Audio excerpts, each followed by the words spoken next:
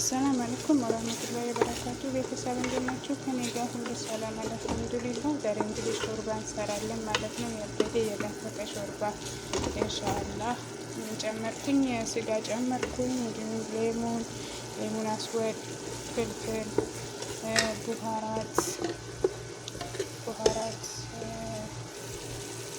እንዲሁም ደግሞ ፍልፍል ሀር እንዲሁም ቁንዶ በርበሬ ማለት ነው። እንግዲህ ጓደኞቼ እያበረታታችሁኝ ኢንሻአላህ አባኔ ነገር ሰብስክራይብ አድርጉኝ።